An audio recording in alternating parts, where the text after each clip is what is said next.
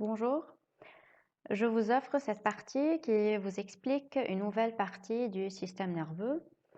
Dans cette vidéo, il existe toutes les informations nécessaires que vous devez connaître en classe de seconde programme libanais. Je vous conseille de mettre des pauses à chaque fois que vous rencontrez une nouvelle information et d'en prendre note. Donc, dans cette partie, on est toujours dans le système nerveux.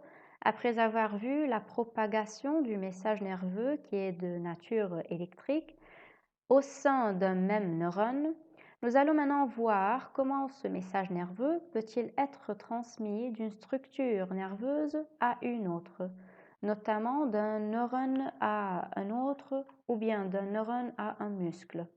Donc, nous sommes dans l'activité 7, communication à sens unique, nommée les synapses. Je commence par une situation déclenchante. Nous savons déjà que dans un arc réflexe, le neurone sensitif qui est là, il va transmettre un message nerveux à un interneurone, ou bien directement il le transmet à un neurone moteur. Tout ça, c'est au niveau de la moelle épinière, essentiellement de la substance grise. Ce neurone moteur, à son tour, il va transmettre ce message à un effecteur. L'effecteur, comme on a déjà dit, c'est soit un muscle, soit une glande. Donc, il existe une sorte de communication. Ils vont transmettre le message, donc ils vont communiquer ensemble entre les neurones, ou bien entre les neurones et les muscles, ou bien entre les neurones et les glandes.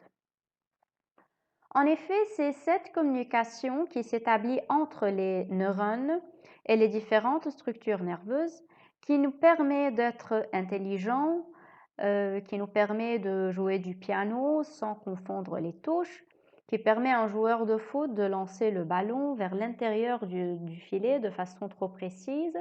Comme on voit là, il y a une sorte de réseau entre les différents neurones.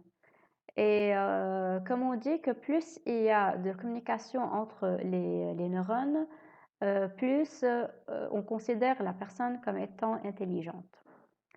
Le problème qu'on va se poser pour résoudre dans cette activité, c'est quelle liaison existe-t-il entre les différentes structures nerveuses et quel est le mode de transmission du message nerveux entre ces différentes structures.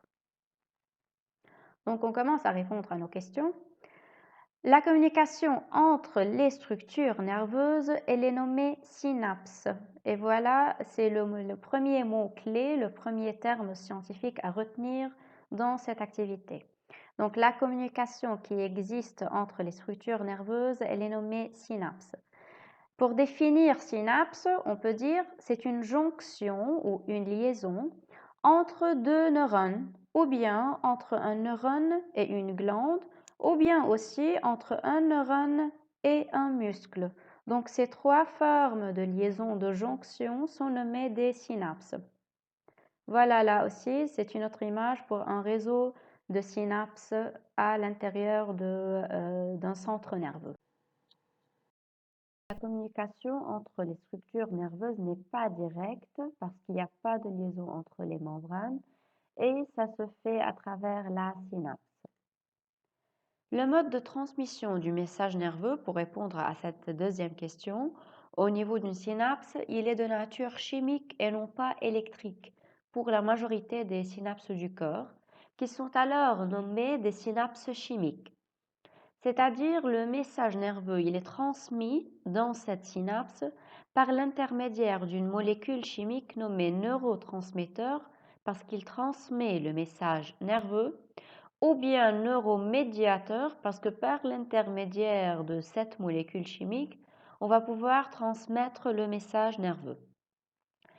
À signaler qu'il existe dans le corps des synapses électriques qui sont différentes des synapses chimiques de point de vue structure et fonctionnement, mais on ne va pas les étudier cette année.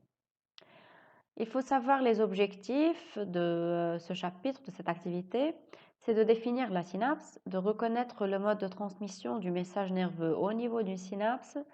On va classer les synapses suivant la structure, on va expliquer le fonctionnement d'une synapse chimique, et on va schématiser une synapse chimique. Passons maintenant aux types de synapses. On va les classifier selon leur structure, donc classification structurelle. On a deux grandes divisions, ce sont les synapses neuroneuroniques et les synapses neuroeffectrices entre un neurone et un effecteur. Commençons d'abord par les synapses neuroneuroniques, comme on voit là la figure. Cette synapse est une jonction entre deux neurones, ou bien plus précisément entre les terminaisons synaptiques ou bien axonales du premier neurone et entre soit les dendrites du second neurone, soit le corps cellulaire du second neurone, soit l'axone du second neurone.